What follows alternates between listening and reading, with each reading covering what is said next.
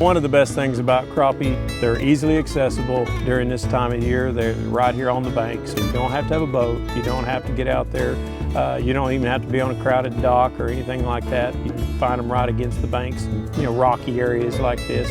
And they're really, really good eating. They're a real good white flaky meat and really kind of a sweet taste. They don't taste fishy at all, and they're easy to clean. Oh, good fish. Real good fish. Wow. Look at that, Darren. Oh my goodness. Well, that's a nice size. Look at the size of this one. So this could be a lake record, Damon. Come here. Woo! Now that is the fish we're looking for.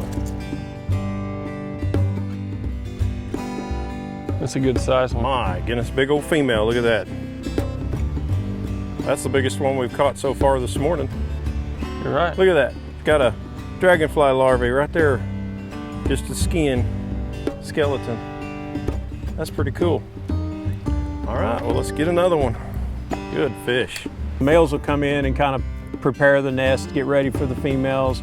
Then the females will come in, they'll deposit their eggs, then the males come back and fertilize them. So usually that's kind of the process. You'll come in, you'll find males in here first, then you'll find males and females kind of mixed, and then you'll find the males kind of toward the end of the season. So it kind of spreads it out over a few weeks, and it depends on the water temperatures, of course, and what kind of weather we're having, and so it can really be affected in all different kinds of ways. But when you do find them in there, you'll usually find them in there pretty thick, and you can usually catch a pretty good amount of them at one time. Oh man, look at that.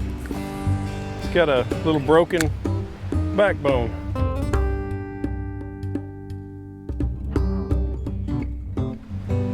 That's just cool, isn't it? All right, he'll eat just as good, or she will. That's a little female there too. Really good fish.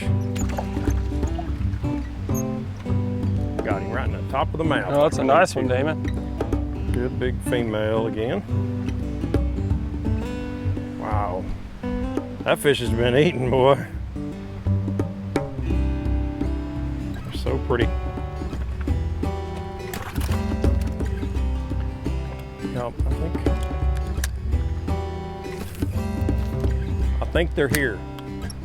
You think they're here? I think they're here. Boy, it's fun when you can find them like this. Almost every cast you catch a fish, or you at least get some, a bite there. Oh.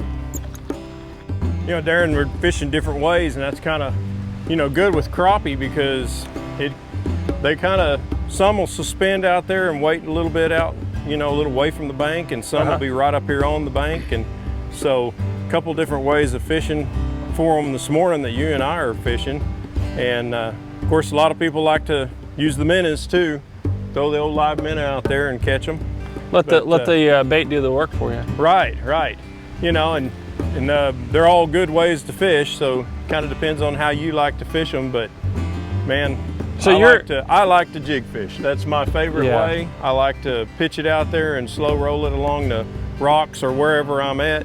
And I will throw a bobber on like you're fishing, and sometimes they're a little more finicky. Right now they're not. They're hitting good right now, but sometimes they're a little more finicky, and so that little bit slower, methodical type of a movement gives a little bit more chance for it to be right in front of their face, and then they'll come up there and get it. So I switch it up, especially if I start maybe not catching fish or something. I'll start fishing out a little deeper, or I'll fish a little bit, there's another good fish, real good fish. Or I'll fish out, I'll move it in and out. Whichever way I, fish close, fish a little farther away. Well, that one just gave up. It's another good little fish. That's some of the best eating size and some of the best eating fish there is out there. One of the things about crappie is to my opinion, they're one of the best eating fish out there. They're a real white, flaky meat. They're easy to fix, they're easy to fillet. You just have that one little rib cage area in there, so you can get in there and clean them real easy.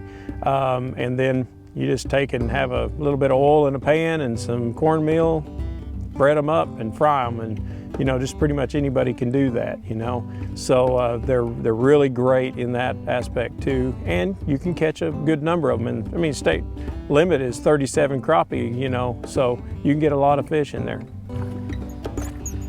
See how much darker that fish is? That's a big male. Look at that. How pretty it is. Yep. Look at that. He's so much, I mean, he's showing that black color. That's a male.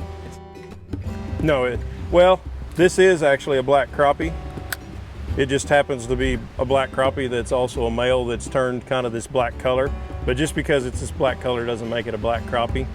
You count the number of spines on the top, and the black crappie will have more spines on the top than the white.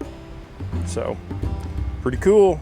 Since you can catch a lot of fish at one time, and you can find them really piled up in an area, if you haven't been out and fished a lot, it's a good time to get back out there and work on your skills and catching fish, because there's a lot of them there to work on, and you can usually catch a good number of them with relatively a small amount of equipment. I mean, you can use just a little small ultralight with little jigs like this that you can buy down at Walmart for a couple of bucks, and so it really doesn't cost you a whole lot, and you can get out there and get to enjoy fishing again. It looks like you've got 2 jigs on.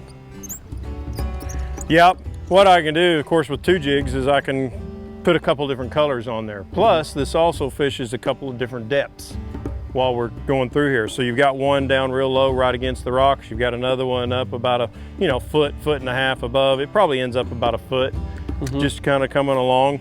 Plus, they see that first one, and then if they weren't quite ready for it, they see that second one come along, man, they'll come out there and get it, you know? Yeah. So it gives them a couple opportunities, 2 different colors, and it helps here at first when you're trying to figure out what they're hitting, which I found out they're hitting either one of these colors, so it worked out great. Oh, goodness. Problem is, man, I pitch it out there pretty good ways, and then when I finally do hook one, I don't get a good hook set down. I didn't even feel that one. Got a good fish. Look at this male. Here, let's compare these, Darren. Yeah. Let me compare this one to yours.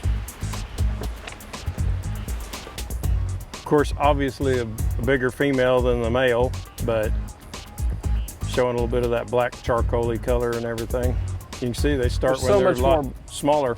Yeah, there's so much more black spots down here on the belly. I mean, you've got some black spots here, but they're more a little, you can see those lines in there. So.